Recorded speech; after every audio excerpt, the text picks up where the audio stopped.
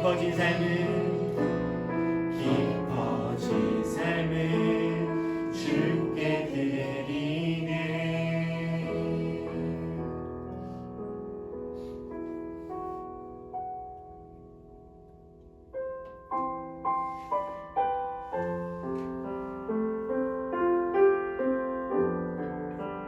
매일 넘어지기도 하고 무너지는 삶이지만 하나님의 사랑 안에서 다시 주님의 기쁨 되는 삶 살겠습니다. 그럴 수 있도록 주님의 은혜와 사랑을 더 많이 부어 주옵소서. 함께 고백합시다.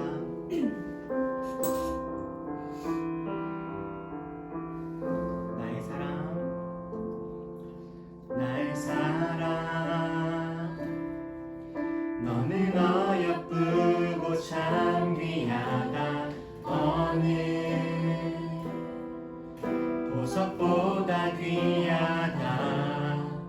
내가 사랑스럽지 않은데 너를 온전히 사랑하고 너와 함께하려 내가 왔노라. 주의 사랑, 주의 사랑, 이 사랑은 결코 변치 않아. 어느 계절 돌보시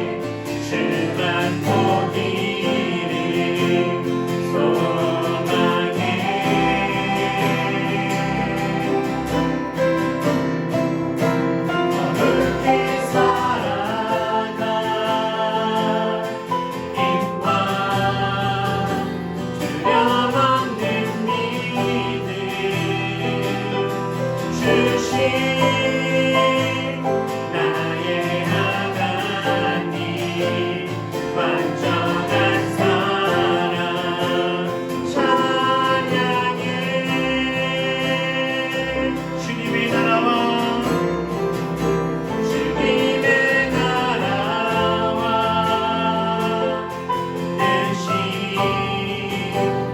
나의 삶 속에 임하시며 주님 알 길이 주가 보기를 소망해 거룩히 살아가 힘과 두려움없는 믿음을 두려움없는 믿음 주신 나의 하나님 완전한 사랑 찬양해 찬양하리 찬양하리 만군의 주 영원히 함께하시네 존귀하신 사랑의 왕 영원히 통치하신 찬양하리 찬양하리 만군의 주 영원히 함께하시네 존귀하신 사랑의 왕 영원히 통치하신 주님의 나라와 주님의 나라와 대신 나의 삶 속에 임하시며 주님 알 길을 주만 보기를 소망해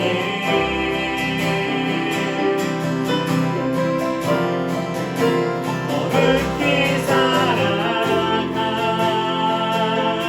힘과 두려움없는 믿음 주신 나의 하나님 완전한 사랑 찬양해 주님의 나라와 주님의 나라와 대신 나의 삶 속에 임하시며 주님 알 길을 주만 보기를 소망해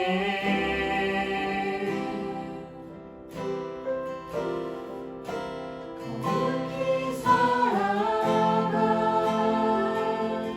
힘과 두려움 없는 믿음 주신 나의 하나님 완전한 사랑 찬양해. 우리 시간 같이 함께 기도합시다. 올 한 해도 우리 삶 속에 주님의 뜻이 일어나기를 소원합니다.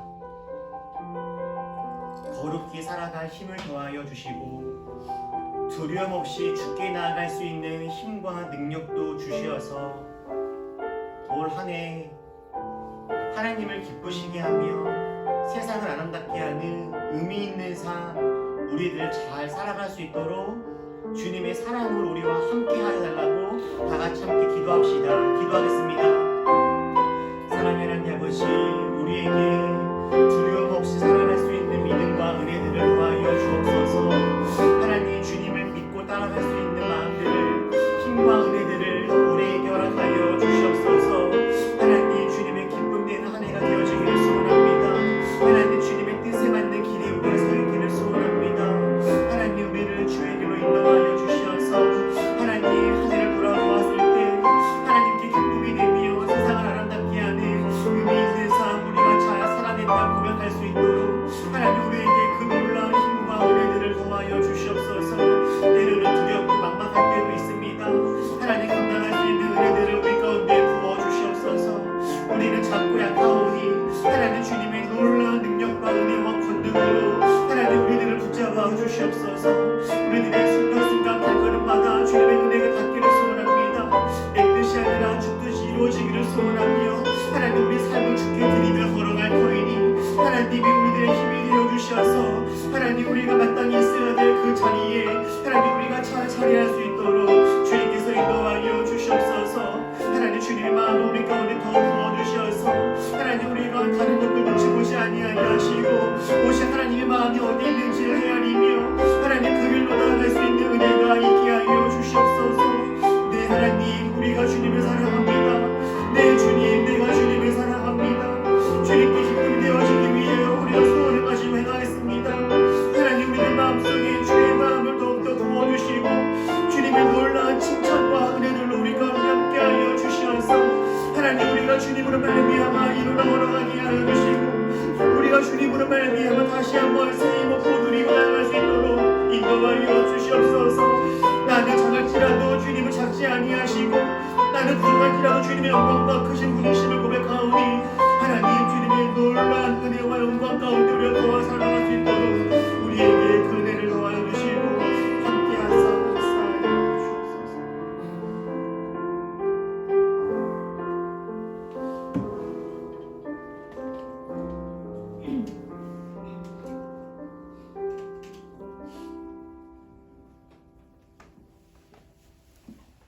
기도드리겠습니다. 사랑과 은혜가 넘쳐나신 하나님 아버지, 오늘도 우리를 생명의 자리로 불러주시고 이 시간 예배의 자리로 인도하여 주심에 감사드립니다. 각기 다른 삶의 자리와 분주한 일상 속에서 살아가던 우리가 한 마음으로 주님 앞에 나와서 예배드릴 수 있도록 은혜를 허락하심을 감사합니다. 주님, 이 시간 우리의 마음과 생각을 주님께로 향하고 싶습니다. 세상의 소음과 염려, 비교와 불안, 실패에 대한 두려움으로 틀어진 우리의 마음을 잠잠하게 하시고 오직 하나님 한 분만을 바라보게 해주세요. 이 자리에 모인 올리버 한 사람 한 사람을 주님께서 너무나 잘 알고 계심을 믿습니다. 앞날에 대한 고민, 진로와 직장, 학업과 관계, 결혼과 미래에 대한 수많은 질문 속에서 때로는 방향을 잃고 방황할 때도 있지만 그 모든 순간 속에서도 주님께서 여전히 우리를 붙들고 계심을 믿게 하여 주세요. 우리의 연약함과 부족함을 숨기지 않고 주님 앞에 내려놓게 하시고 하나님의 뜻을 분별할 수 있는 지혜와 용기를 허락하여 주세요. 우리가 세상의 기준이 아니라 하나님의 말씀을 기준 삼아 살아가게 하여 주세요. 빠른 성공과 눈에 보이는 결과를 쫓기보다는 하나님의 때를 신뢰하며 묵묵히 걸어갈 수 있는 믿음을 허락하여 주세요. 실패의 순간에도 낙심하지 않게 하시고 넘어질 때마다 다시 일어설 수 있는 소망을 부어주세요. 우리의 삶이 흔들릴 때마다 말씀이 기준이 되게 하시고 기도가 힘이 되게 하여 주세요. 올리브 교회를 위해 기도드립니다. 우리 공동체 안에 참된 사랑과 섬김이 흐르게 하시고 서로를 판단하기보다 격려하며 경쟁하기보다 함께 세워가는 공동체가 되게 하여 주세요. 말과 행동으로 상처를 주기보다 위로와 회복의 통로가 되게 하시고 주님의 사랑을 삶으로 증거하는 공동체가 되게 하여 주세요. 말씀을 전하시는 목사님께 성령의 충만함을 더하여 우리의 귀에만 머무는 것이 아니라 삶을 변화시키는 능력이 되게 해주세요. 듣는 우리 또한 겸손한 마음으로 말씀을 듣게 하시고 예배 이후의 삶 속에서 그 말씀이 열매 맺게 하여 주세요. 우리의 삶이 예배가 되게 하시고 예배가 삶으로 이어지게 해주세요. 오늘 이 시간을 통해 다시 한번 하나님을 신뢰하는 믿음이 회복되게 하시고 각자의 자리로 돌아가 세상의 힘으로 살아가게 해주세요. 이 모든 말씀 우리를 구원하신 예수님의 이름으로 기도드렸습니다. 아멘.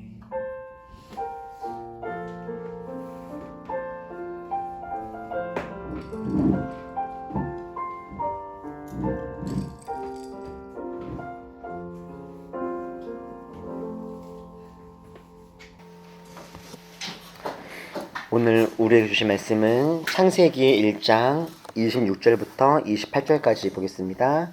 3절 같이 읽겠습니다. 시작. 하나님이 말씀하시기를 우리가 우리의 형상을 따라서 우리의 모양대로 사람을 만들자. 그리고 그가 바다의 고기와 공중의 새와 땅 위에 사는 온갖 들짐승과 땅 위를 기어다니는 모든 길짐승을 다스리게 하자 하시고, 하나님이 당신의 형상대로 사람을 창조하셨으니 곧 하나님의 형상대로 사람을 창조하셨다. 하나님이 그들을 남자와 여자로 창조하셨다. 하나님이 그들에게 복을 베푸셨다.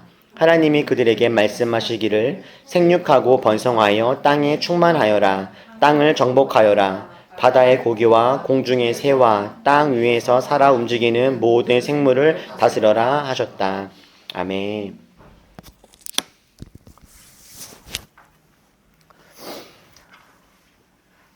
이렇게 앉으니까 제가 보려면 이렇게 넓게 봐야 돼요. 한눈 안 들어오는 대형교회 같은 그런 모습입니다. 몇 주 전에 우리 올리브영 1부 예배 때 전도사님이 교회에 대한 설교를 우리 아이들과 또 저희 모두와 함께 나누신 적이 있었습니다. 그때 전도사님께서 설교하시면서 교회는 참 좋은 곳이다 라는 말씀들을 해 주셨어요. 교회는 일반 우리가 살아가고 있는 세상과는 참 다른 곳인데 무엇보다 사랑이 있는 곳이다, 이런 말씀 해 주셨던 것 같아요. 교회는 사람 한 사람 한 사람을 존재 자체로 인정해 주는 곳이죠. 교회는 차별하지 않습니다. 돈이 많건 돈이 없건 상관없이 교회에서는 모두 다 하나님의 자녀로서 힘차게 사랑받으며 살아갈 수가 있습니다. 돈을 내지 않아도 저희 교회는 점심에 밥을 다 줍니다. 누구나 다. 교회 오는 사람이라면 누구나 다 하나님의 양식도 먹고 밥도 먹고 서로 교제하면서 그렇게 사랑을 나눌 수가 있어요. 경쟁이 없는 곳, 평등하고 공평하고 정의가 있는 곳, 이것이 바로 교회이죠. 저는 이 설교를 듣고 있는 제 아들 은우와 시우, 또 우리 조카들 지우와 지유를 이렇게 보면서 이 친구들이 이 말씀을 어떻게 들을까 이런 상상들을 해보았는데요. 저는 감히 그 설교를 듣던 은우와 시우, 아마 지우와 지유도 저는 감히 큰 은혜와 감동은 받지 못했을 것이다 생각했습니다. 아마 전도사님은 아이들에게 교회 이야기를 하시면서 교회는 이렇게 좋은 곳이야, 세상과는 다른 하나님 나라의 특별한 모습이 있는 곳이야, 이런 이야기를 해 주셨겠지만, 그리고 설교 자체는 너무 좋았고 말씀이 너무 하나님 안에서 올바른 진리의 말씀이었지만 그거를 듣는 아이들은 그렇게 은혜 받지 못했겠다는 생각을 저는 했어요. 왜 아이들이 그 설교를 통해서 은혜를 받지 못했을 것이냐라고 생각을 했냐면, 아이들에게 전도사님이 설명했던 교회와 같은 곳은 이 교회만이지 않기 때문입니다. 어디가 또 우리 아이들이 이미 그런 공간을 누리고 있을까요? 집이죠. 제가 느낄 때 은우와 시우는 이미 가정에서 전도사님이 말씀하셨던 교회의 이러한 여러 가지 특징들과 모습들을 가정에서 이미 누리고 있는 친구들이다 라는 생각이 들어요. 은우가 시우는 이미 가정 안에서 존재 자체로 인정받으면서 부모님의 사랑을 받으면서 살아가고 있습니다. 우리 가족 안에서는 차별이 없죠. 가족 안에서는 돈이 많고 적음에 따라서 차등을 두지 않습니다. 아이들은 돈을 내지 않아도 밥을 다 제끼 먹고, 심지어 돈도 한 푼 안 내면서 먹고 싶은 것을 자꾸 요청하고 요구하고 더 달라고까지도 합니다. 집에는 경쟁이 없습니다. 평등합니다. 공평해요. 조금만 자기한테 어떤 불이익이 다가오려고 하더라도 엄마 아빠를 찾으면서 자기가 누구보다 어떤 차별이나 불공평한 상황에 놓이지 않기 위해서 부단히 애를 쓰기도 합니다. 그리고 그것이 다 이루어지는 공간이기도 하죠. 심지어 은우와 시우는 집에서 예배를 드릴 수도 있습니다. 밥 먹을 때면 기도도 같이 하죠. 잠자기 직전에는 아빠한테 성경 이야기를 직강 들을 수도 있습니다. 본인이 원하면 궁금한 신학적인 질문들이 있으면 아빠한테 직접 물어봐서 그 대답을 들을 수도 있고, 때로는 몇 시간씩 아빠와 신학적인 토론과 대화들 할 수도 있어요. 하나님은 존재하시는가? 교회를 가야 하는가? 유실론과 무실론, 불가지론, 이런 이야기들을 아이들은 원한다면 충분히 할 수 있는 곳이 다름 아닌 저희 집입니다. 그런 아이들은 아마도 교회에 왔을 때 여기는 정말 특별한 공간이다 라고 느끼지 못하겠다는 생각이 들었어요. 그러다가 제가 몇 주 전인가요? 지난주인가 지지난주에 아이들과 대화를 하는데, 저희 큰아들 은우가 이제는 중학교에 올라가거든요. 이제 초등학교 6학년을 이제 마무리를 하면서 학교 이야기를 하다 보는데, 이제 6학년의 은우는 조금 학교는 교회랑은 다르다라고 하는 것을 이제 조금씩 느끼고 있더라고요. 집이랑 교회는 큰 차이가 없었고, 은우 시우의 삶 속에 집이랑 교회가 가장 큰 부분이었을 시절에는 세상이 다 이런 거 아니야? 싶었는데, 이제는 조금씩 학교의 생활이 많아지면서 학교랑 교회는 다르다. 학교는 이런 곳인데 교회는 조금 특별한 곳이구나. 이런 생각들이 이제 조금씩 들었구나 생각이 들기도 했어요. 어쨌거나 저는 은우와 시우를 보면서, 그리고 말씀을 듣고 나누면서 건강한 가정에는 교회의 모습이 담겨 있구나 하는 것을 깨닫습니다. 예배도, 교육도, 봉사도, 교제도, 심지어 가정 내에서는 선교를도 할 수 있습니다. 함께 온 식구가 모여서 우리 수익의 얼마를, 우리의 에너지의 얼마를, 우리의 시간의 얼마를 누군가를 위해서, 어디를 위해서 나누자라고도 고민하면서 함께 그런 일들을 할 수도 있겠죠. 그렇다면 이런 고민이 듭니다. 굳이 은우와 시우는 교회까지 나와야 할까? 라고요. 그리고 요즘에 우리 은우 시우가 고민하고 있는 부분들이 이 부분이기도 합니다. 꼭 교회를 가야 할까요? 라고요. 교회를 안 다니고 엉망진창으로 그냥 막 죄를 막 짓겠다라는 것이 아닙니다. 하나님을 인정하겠습니다.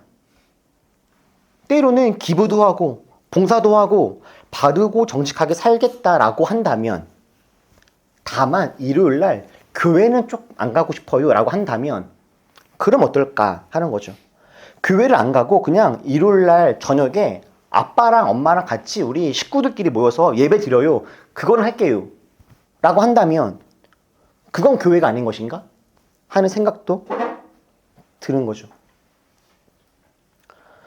또는 이럴 수도 있겠습니다.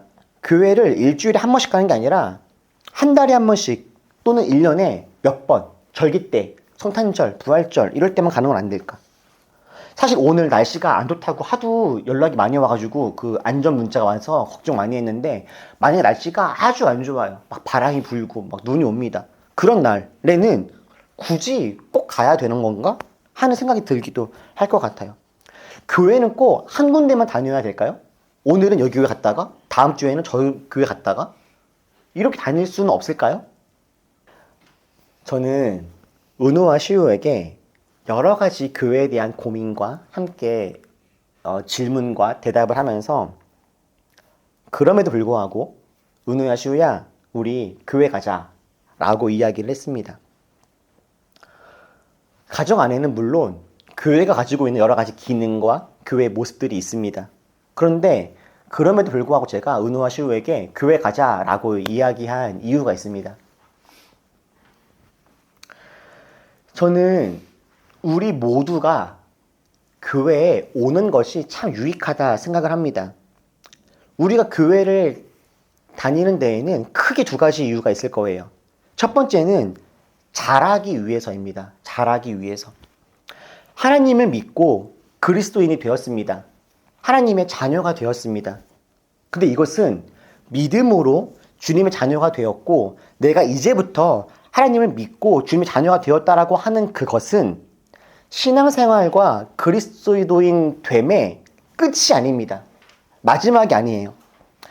하나님을 믿으면 우리가 주님의 말씀을 듣고 믿음으로 믿고 고백하여서 주님의 자녀가 된다는 것은 존재론적인 변화가 일어났다라는 것을 의미합니다. 우리는 모두가 다 죄인이었고 하나님을 아버지라고 부를 수 없는 사람들이었는데 하나님을 믿고 주님의 자녀가 되었다라고 하는 것은 우리의 존재, 신분이 바뀌었다라는 거예요. 죄의 종에서 사단의 노예에서 이제는 하나님의 자녀라고 하는 우리의 신분이 바뀌었다라는 거죠. 존재론적인 변화가 일어납니다. 신분의 변화요. 그러나 비록 우리의 존재는 변화가 되었을지라도 우리 안에 있는 옛날의 모습들, 죄를 짓고 싶어 했던 모습들은 여전히 남아 있습니다. 우리는 존재는 바뀌었는데, 신분은 바뀌었는데 아직 우리들의 삶과 행동과 생각과 모습들은 바뀌지 않은 거예요. 마치 이런 것 같은 거죠. 20살 된 친구가 그 군대에 오라고 하는 영장 통지를 받아서 군대에 갑니다. 그래서 이제 아무나 들어갈 수 없는 군대에 그 들어가는 라인을 밟고서 들어가게 되었어요. 드디어 그 사람은 이제 뭐가 됩니까? 신분적으로는 민간인에서 이제 군인이 되었죠. 언제부터가 군인입니까? 들어가자마자 소식하면 입소식 할 때, 그죠? 근데 제 기억에는 입소식을 할 때에도 여전히 저는 사복을 입고 있었던 기억이 있거든요. 그때는 이미 신분적으로는 군인일까요? 아닌가요? 선서했으니까. 선생님 군인이 되겠죠? 저는 그때 이제 막 군대에 들어간 신병의 모습과 그리스도인의 모습이 아주 흡사하다는 생각을 많이 합니다. 신분은 바뀌었습니다. 이제는 잘못을 하면 경찰이 오는 것이 아니라 군대 헌병대가 올 거예요. 이 사람의 삶의 통제는 군대가 할 겁니다, 이제부터. 그리고 이 사람은 뭐 하시는 분입니까? 물어보면은 저는 군인입니다. 이렇게 자신의 존재적인 변화를 이야기해야 되겠죠. 그런데 군인이 되었는데 군대에 들어간 첫날, 이특제 날에도 그 군대에 들어간 신병은 할 수 있는 게 아무것도 없습니다. 분명히 군인인데 잘 군대 제식도 할 줄 모르고요. 경례도 할 줄 모르고 총을 쏠 줄은 정말 더더욱이나 모를 겁니다. 제자리로 가, 뒤로 돌아가, 좌양자, 우양우 이런 것도 잘하지 못해서 제 기억에는 훈련소 가서 몇 주 동안 이런 것들을 배웠던 것 같아요. 걷는 거, 멈추는 거, 뒤도는 거, 그리고 밥 먹는 거, 숟가락 어떻게 집는지. 심지어 제 기억에 군대에 들어간 첫날 밤을 자고 다음날 아침에 군복을 입으려고 하는데 옷을 어떻게 입어야 할지 모르겠는 거예요. 나는 군인인데 군인이지만 어떻게 옷을 입어야 할지도 모르는 그런 군인인 거죠. 그렇게 한참 존재는 군인임에도 불구하고 전혀 군인답지 않은 모습으로 살아가고 있는 그 모습과 그리스도인들의 모습이 참 흡사하다 싶은 거죠. 하나님을 믿는다 고백하고 이제 교회를 나온다고 해서 우리가 다 끝난 것이 아니라 우리는 반드시 자라가야 합니다. 이제 하나님을 믿게 된 사람들은요, 마치 어린아이로 태어난 것과 같아요. 여러분, 갓난아기가 태어나면 어떻게 됩니까? 그 아이가 할 수 있는 것이 무엇입니까? 할 수 있는 것이 아무것도 없죠. 갓난아기가 할 수 있는 것은 우는 것밖에 없습니다. 그 갓난아기가 생존하기 위해서는 전적으로 99%도 아니고요, 100% 외부의 도움이 필요합니다. 100%. 본인이 아무리 내가 살 거야 라고 하는 의지가 그 갓난아기한테 있다 할지라도 그 아기가 아무리 그래서 울어도 소리를 질러도 이 아기가 생존하기 위해서 본인이 스스로 할 수 있는 것은 단 아무것도 없습니다. 전적으로 누군가의 도움이 필요하죠. 양육자가 있어야만 아이는 죽지 않고 살 수가 있어요. 그런데 그리스도인들도 마찬가지입니다. 우리가 하나님의 자녀가 되었다고 해도 우리가 이 믿음을 끝까지 지키고 성장하여서 주님을 닮게 되기까지 우리는 전적으로 누군가의 도움이 필요합니다. 누군가에게 말씀을 들어야 되고요. 말씀을 배워야 되고 모르는 것을 물어보고 설명을 듣고 어떻게 살아가야 되는지에 대해서 하나부터 열까지 꼼꼼한 돌봄을 받아야만 우리는 살아갈 수가 있어요. 우리 중에 그 누구도 자기 혼자서 하나님을 믿고 주님을 끝까지 따를 수 있는 사람은 그 누구에게도 없습니다. 그리고 하나님은 그렇게 우리가 하나님의 은혜 안에서 자라갈 수 있도록, 그래서 그리스도인으로서 하나님을 누리고 이 땅에서 의미 있는 삶을 잘 살아낼 수 있도록 우리에게 교회를 주신 거죠. 서로가 서로를 돕고 돌보고 끌고 함께하면서 그렇게 자라가라라고요. 그리고 이 교회를 통해서 하나님이 꿈꾸시고 계획하시는 하나님의 그 나라를 여기에서 미리 맛보고 누리고 즐기고 하나님을 경험하라라고 우리를 이곳으로 보내주신 겁니다. 우리 은우와 시우는 분명히 집에서 엄마 아빠를 통해서 사랑을 받습니다. 그런데 교회를 오면 여기에는 엄마 아빠를 제외한 또 다른 하나님 나라의 식구들이 있습니다. 저희가 오늘도 그 얘기를 많이 했는데요. 은우 시우가 교회를 오잖아요. 그러면 우리 교회에는 은우 시우의 친구들이 없어요. 그것이 저희 올리브교회가 가지고 있는 가장 큰 핸디캡이라고 생각합니다. 우리 어린이 교회의 가장 큰 핸디캡. 친구가 없다라는 거. 사실 너무 큰 아쉬움이긴 합니다. 물론 이제 앞으로는 친구들이 생기겠죠. 그런데 어느 날 보니까요, 은우 시우에게 친구가 없어서 아쉽다 생각했는데 친구가 없지 않더라고요. 올리브 교회에는요, 은우 시우의 친구분들이 있었습니다. 근데 다만 나이가 조금 많아요. 아이들보다. 일부 올리브영 예배를 함께하는 우리 선생님들이 은우 시우의 친구가 되어주시기도 하고, 언제는 은우 시우의 삼촌이 되었다가 이모가 되었다가 언제는 아빠가 되기도 하는 일들이 벌어지더라고요. 아, 은우 시우는 이 교회를 통해서 더 많은 하나님 나라의 식구들을 만나고 여기에서 하나님의 사랑을 누리고 아빠, 엄마 이외에 더 풍성한 것들을 경험하겠구나 라고 하는 것을 알게 되는 거죠. 그리고 이렇게 이 자리에 있으면서 아이들이 조금씩 자라가고 하나님을 배워가고 성장하는 모습들도 보게 됩니다. 이처럼 하나님은 우리들로 하여금 교회를 통해서 자라가게 하세요. 교회가 아니라면 우리들의 믿음을 지켜내기가 매우 어려울 겁니다. 우리가 살아가고 있는 이 세상은요, 아주 큰 유혹과 고난들로 우리들을 이 믿음에서 떠나게 하려고 아주 많이 애를 쓰죠. 누구나 예외가 없습니다. 우리 중에 스스로 믿음을 지키면서 하나님을 사랑하노라 고백할 수 있는 사람은 누구도 없어요. 그래서 주님 우리에게 교회를 보내신 것이죠. 뿐만 아니라 우리가 교회를 나오는 아주 더 중요한 이유는 우리만 자랄 뿐 아니라 우리 옆에 있는 이웃들도 함께 자라게 하기 위함이기도 합니다. 우리가 믿음 안에서 교회를 통해서 하나님을 알고 믿음의 성숙을 이루었다면 어느 순간부터는 나만 자라는 것이 아니라 나도, 그리고 남도, 세상도 주님을 닮아가게 해야 합니다. 오늘 우리가 함께 읽었던 본문은 하나님이 이 땅을 창조하시고 인간을 창조하신 그 직후의 이야기를 담고 있습니다. 하나님은 사람을 지으셨습니다. 그리고 사람을 지은 다음에 곧바로 하나님이 그들에게 하신 것이 28절이에요. 사람을 짓자마자 하나님은 그들에게 이렇게 말씀하십니다. 생육하고 번성하여 땅에 충만하여라. 땅을 정복하여라. 바다의 고기와 공중의 새와 땅 위에서 살아 움직이는 모든 생물을 다스려라. 이제 창조하자마자, 사람을 만들자마자 하나님은 그 사람들에게 주님의 명령을 내리시는 거예요. 생육해라, 번성해라, 땅에 충만해라, 정복해라, 다스려라. 하나님은 이 땅에 사람을 짓자마자 그들에게 사명을 주시는 겁니다. 사명이 뭡니까? 인생의 의미입니다. 내가 이 땅을 살아내는 목적입니다. 목표이고요.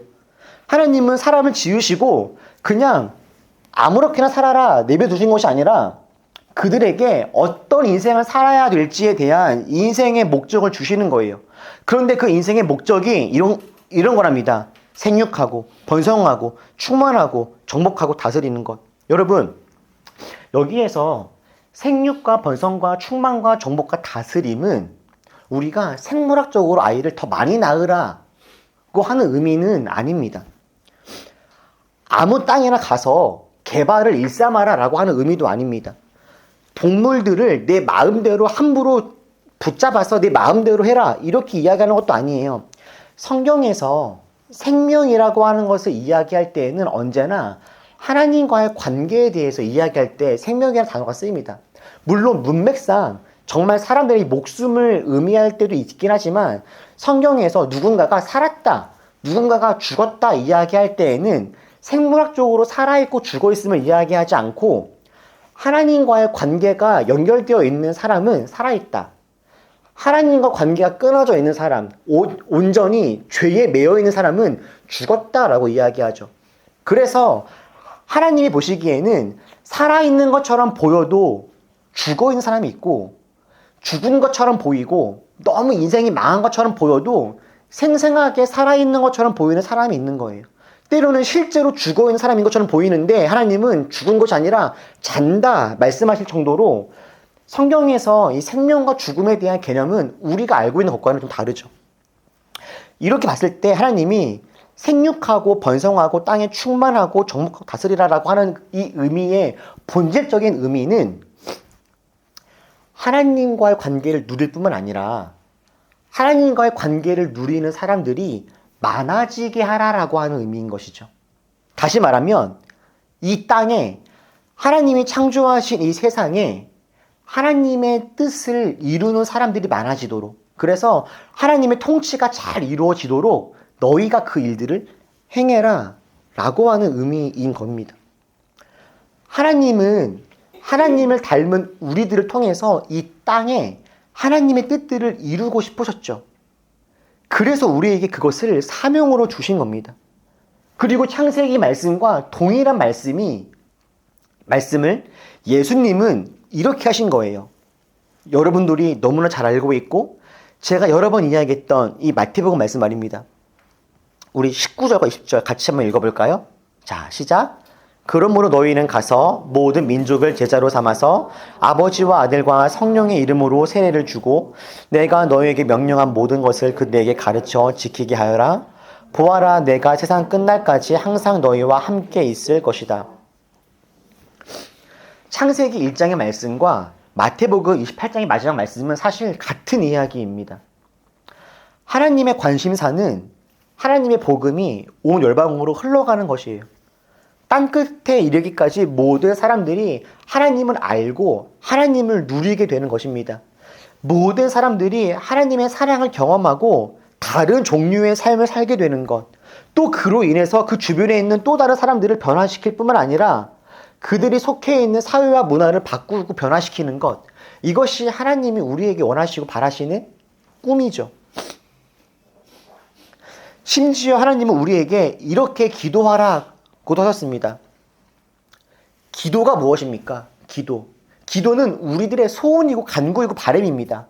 하나님께 하나님 이렇게 되었으면 좋겠습니다라고 우리가 간구하는 것인데 하나님은 우리에게 이렇게 구하라고 하시죠.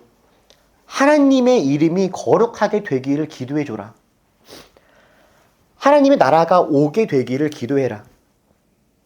하나님의 뜻이 이 땅에서도 이루어질 수 있기를 위해서 기도해라 라고 우리에게 말씀하십니다. 다시 말하면 하나님은 우리가 하나님의 뜻이 이 세상 가운데 잘 흘러갈 수 있도록 우리가 거기에 관심을 가지고 그렇게 살아내라고 우리에게 요청하시고 그 마음을 주시는 거죠. 우리는 모두가 다 하나님의 이런 사명을 받은 사람들입니다. 하나님의 부탁을 받은 사람들이에요. 이 하나님의 사명을 감당하기 위해서 우리는 교회라고 하는 이름으로 함께 모여서 그 일들을 함께 해나가는 것이죠. 집에 있으면 예배할 수 있습니다. 집에서도 기도할 수 있습니다. 그런데 집에서 제가 만약 은우와 시우와 예배를 함께 한다면 은우와 시우는 예배할 수 있겠지만 은우와 시우만 예배하겠죠. 그 외에 함께 예배하고 싶은 사람들을 만날 수는 없을 겁니다. 교회라고 하는 곳을 통해서 은우시우 우리들만 예배하는 것이 아니라 주님을 알아야 되는 많은 사람들이 함께 예배할 수 있도록 우리가 문을 열어놓고 초청하고 초대하는 겁니다. 우리끼리만 모여 있어도 우리는 충분히 그 안에서 의미 있는 일들과 즐겁고 행복한 일들을 행할 수 있을 겁니다. 그런데 우리가 교회로 모여 있는 이유가 무엇입니까? 우리가 교회로 모여 있는 그 이유는 우리들만 하나님의 이 은혜를 누리는 것이 아니라 하나님의 이 복음이 우리를 통해서 우리 주위로 흘러가기를 우리가 사모하고 기대하는 마음으로 함께 있는 것이죠.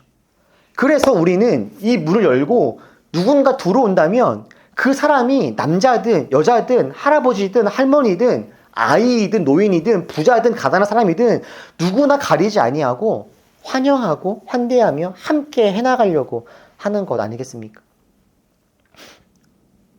사실 이런 교회와 하나님이 우리에게 명령하신 이 사명을 생각하면 이것은 우리들의 본성과 참 맞지 않는다라는 생각을 많이 합니다.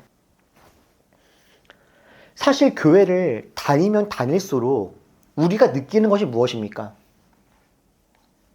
신앙생활 쉽지 않다라는 것이죠. 올리브 교회를 해보니까요, 제일 좋을 때가 언제인지 아십니까? 우리끼리 있을 때가 제일 좋습니다. 우리끼리 있을 때. 그런데 올리브 교회에 만약에 할머니 한 분이 들어왔다 생각해보세요. 누군지 우리가 전혀 알지도 못하고 그리고 알 수도 없는, 아니면 대화가 통하지 않는 외국인이 들어왔다라고 한번 생각해 보십시오. 아니면 어떤 깐나라기가 들어온 겁니다. 그러면 아무래도 우리가 불편할 수 있죠. 어색하겠죠. 교회에 나와 비슷한 또래에 비슷한 사람이 함께 있는 건 즐거운 일일 수 있습니다. 그런데 나와 결이 다르고 대화가 안 통하는 사람들과 함께 있는 건 이거는 불편한 일입니다. 그런데 교회는 그런 불편한 일을 하려고 모이는 것이죠. 교회는 기쁨이 있고 행복함이 있고 참된 의미가 있지만 즐겁기만 한 곳은 아닙니다. 우리한테 제일 좋은 것은 뭡니까? 제일 좋은 거. 내가 제일 좋은 거. 그냥 내 욕망대로 살아가는 것이죠. 자고 싶을 때 더 자고, 먹고 싶은 거 더 먹고, 내 시간, 내 것, 내 돈, 내가 하고 싶은 대로 하는 게 제일 좋은 거 아닙니까? 그런데 그 살아가는 건 건강하지가 않대요. 콜라를 마구 먹고 게으르게 있으면 참 그것이 나에게는 너무 좋은 시간이지만 행복하지 않은 것처럼 하나님은 우리가 내 욕망대로 살아가는 것은 건강하지 않다. 교회를 통해서 함께 살아가는 것이 우리에게 유익이다 말씀하시면서 우리에게 교회를 선물로 주신 것이에요. 여러분, 하나님을 믿어도 우리들은 여전히 나 중심적이고 내 뜻과 내 욕망대로 살아가고 싶어 합니다. 신앙생활을 수십 년 하고 이미 목사까지 된 저 역시도 매일마다 내 뜻대로 살고 싶은 욕망 속에서 싸움을 합니다. 아, 이게 지독한 죄성이구나 라는 것을 느낍니다. 하루하루 정신 차리지 아니하고 하나님께 기도하지 않으면 주님께서 나에게 허락하신 사명을 감당하는 것보다는 그냥 내 뜻과 내 기분과 내 감정과 내 욕망대로 살고 싶은 욕구가 제 안에도 여전히 많이 있음을 경험해요. 그런데 그렇게 살아가는 건 주님 보시기에도 제 삶 스스로에게도 건강하지 않죠. 그래서 하나님 우리에게 이 교회를 통해서 하나님의 은혜 안에서 아름답고 의미 있는 삶을 살아가게 선물해 주신 것이 아닌가 하는 생각을 하게 됩니다. 사랑하는 여러분, 우리 올 한 해 하나님이 우리에게 주신 사명이 무엇인지를 잘 알고 그 사명 안에서 부단히 걸어가는 그런 노력들이 우리에게 있기를 소원합니다. 자꾸 나에게 집중하고 싶은 여러 가지 욕구들이 있지만 우리 눈을 나로부터 주님께로 돌려서 하나님이 기뻐하시는 것이 무엇인지를 잘 고민하고 그 길을 걸어낼 수 있는 우리가 되기를 축복합니다. 하루하루 가만히 있으면 자꾸 우리는 하나님 뜻보다는 내 뜻대로 살아가고 싶은 마음이 생기죠. 제가 불과 몇 달 전에 여러분들에게 자랑한 적이 있습니다. 나 이제는 푸시업 20개 할 수 있다. 불과 몇 달 전에 저는요, 푸시업을 한 번에 20개 정도 할 수 있는 사람이었습니다. 그런데요, 여러분, 제가 어제 혼자 교회 있으면서 푸시업 해봤거든요. 놀랍게도 20개가 안 돼요, 한 번에. 제가 12월 달, 한 달 동안에 12월 1일과 2일 이틀을 제외하고 달리기를 비롯한 모든 운동을 멈췄던, 원래 12월 1일과 2일, 내가 12월 달에는 열심히 산다라고 1월 1일, 2일 이틀 동안 뛰고 운동했는데, 그리고 지금까지 한 번도 뛰지 않고 한 번도 그 푸시업도 안 했던 그 시간들을 한두 달 이렇게 보내니까요, 이제 이 20개 하기 어렵더라고요. 가만히 있는다고 유지가 되는 게 아니라 가만히 있으면 뒤로 돌아가는구나. 근데 이게 몸만 그런 게 아닙니다, 여러분. 우리가 가만히 있으면 멈춰 있는 것이 아니라 우리는 죄와 가까워질 거예요. 부단히 주님께 시선을 향하고 주님께 달려가야만 우리는 하나님의 은혜 안에 거할 수가 있게 될 겁니다. 저는 올 한 해 우리가 우리 안에 있는 죄악된 본성을 거슬러 주님께 나아가 사명을 잘 감당해 나가는, 때로는 그것이 우리에게 불편할 수도 있고 힘들 수도 있지만 의미 있는 삶을 살았다라고 고백할 수 있는 그런 한 해를 잘 보냈으면 좋겠습니다. 그렇게 하기 위해서 우리 하나님께서 우리에게 올리브 교회를 주셨고 함께 이 길을 걸어갈 수 있게 하셨다 믿어요. 그렇게 주님 마음을 잘 닮아가고 성장하고 누리는 의미 있는 한 해 되기를 주님의 이름으로 축복합니다. 기도하겠습니다.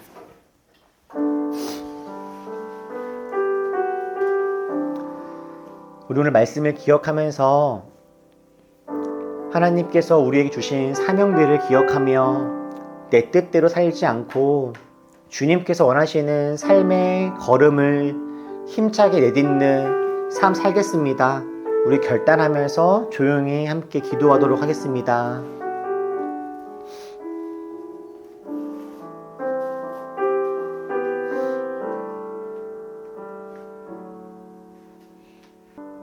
하나님, 우리들의 마음은 자꾸만 나를 바라보게 하고 내 뜻대로 살게 합니다. 그러나 주님, 우리를 향한 하나님 마음을 잘 품게 하시고 주님께서 원하시는 그 자리로 부단히 나아갈 수 있는 힘과 마음들을 부어 주옵소서. 교회를 잘 세워가게 하시고 교회를 통해서 하나님의 뜻을 이루는 우리 되게 하여 주옵소서. 우리 이런 마음으로 함께 찬양하고 간구하겠습니다.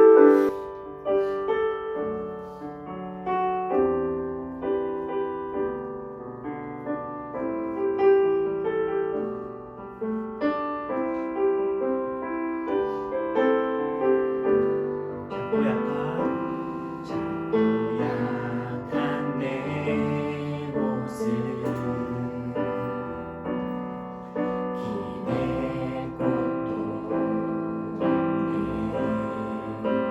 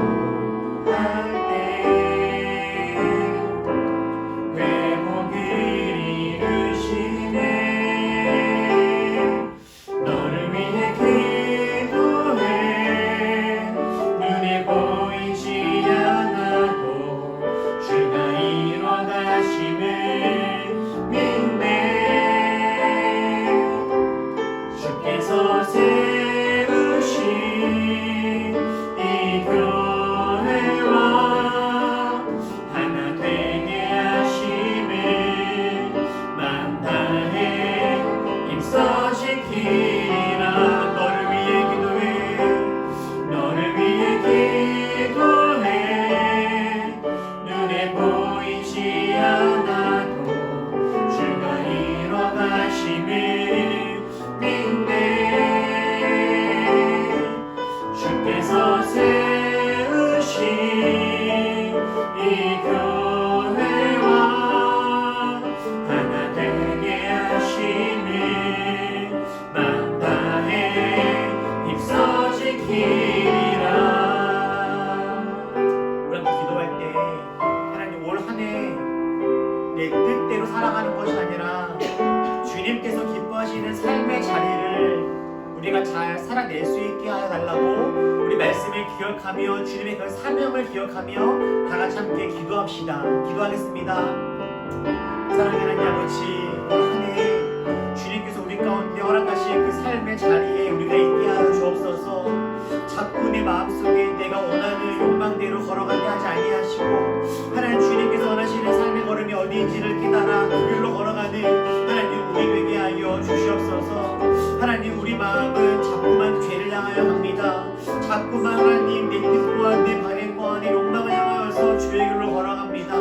하나님 주님만이 어디 있는지를 우리들로 하여금 깨닫게 하셔서 하나님 불편하고 힘이 들고 어려울지라도 마땅히 그 길로 걸어가는 우리 될 수 있게 인도하여 주시옵소서. 사랑을 창조하시고 그에게 주님의 마음을 맡겨주시며 주님의 일들을 함께 이루어가게 하신 주님의 그 계획을 따라 하나님 우리도 주님의 걸음을 함께 걸어가고자 하오니 하나님 주님께서 우리 가운데 그 힘과 은혜 더하여 주시어서 마땅히 우리가 있어야 될 자리에 우리가 나아가며 마땅히 우리가 품어야 될 일들을 품으며 마땅히 주님 안에서 순종하며 그 자리를 잘 감당해낼 수 있도록 하나님 인도하여 주시옵소서.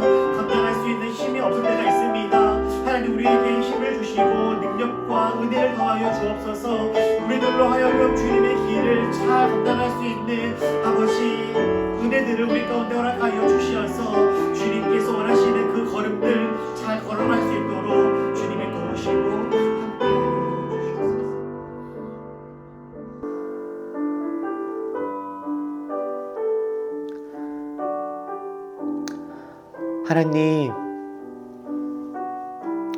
하나님 마음이 어디 있는지를 우리들로 하여금 날마다 잘 살피게 하시고 주님 마음과 뜻이 있는 그곳에 우리들의 삶도 있게 하여 주시옵소서. 내 뜻과 내 욕심과 내 욕망 따라서 인생을 살고 싶어하는 자꾸만 그렇게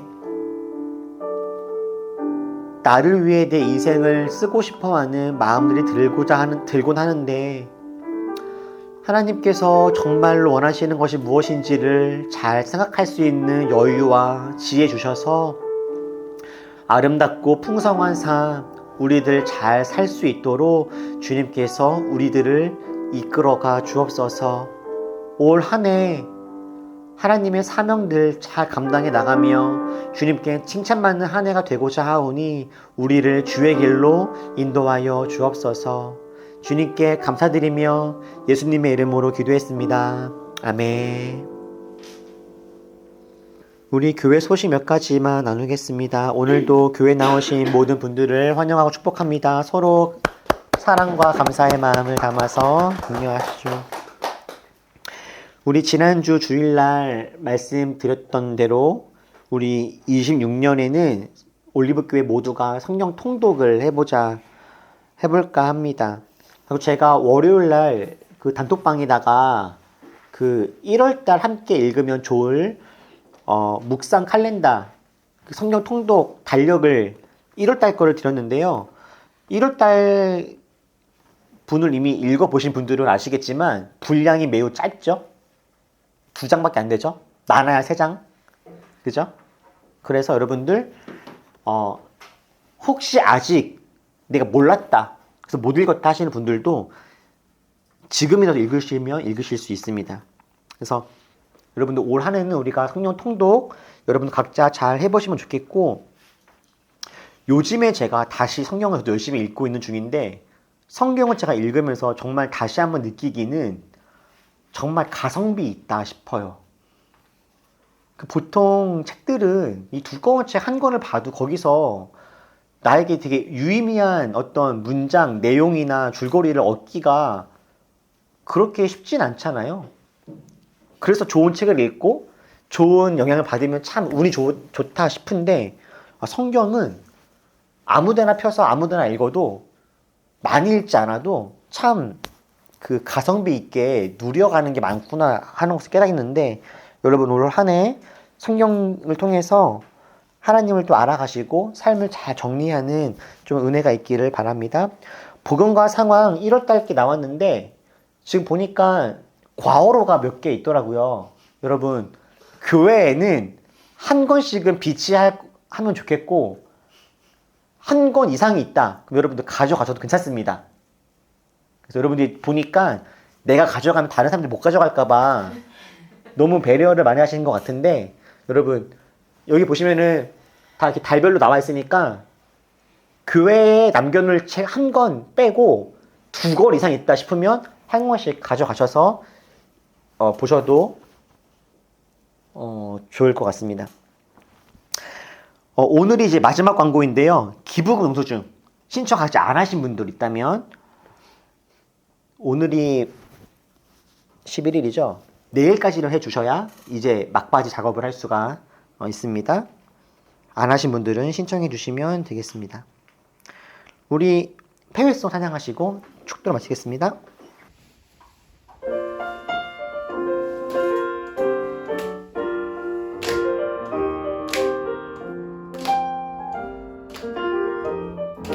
어떤 날까 지나고 그가 빛을 바라니 쓰러져가는 우리 영혼 주가 붙잡아 주시니 우리 쉬지 않으니 이 길에 끝이 있으니 한 걸음 한 걸음 주와 함께 걸으니 우리의 걸음이 끝나는 그날 매 순간 함께 하시니 우리 안아주시니 더 이상 눈물 없으니 당신의 나라 안에서 이제 영원히 주 그 안에서 우리 찬양하겠네.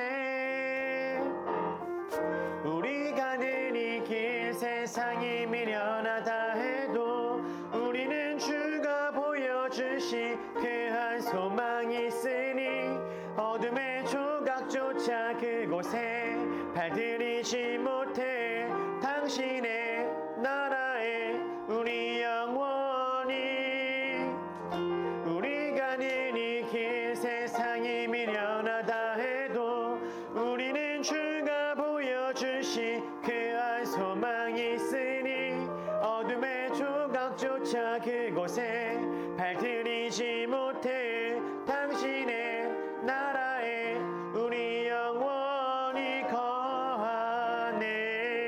거하네.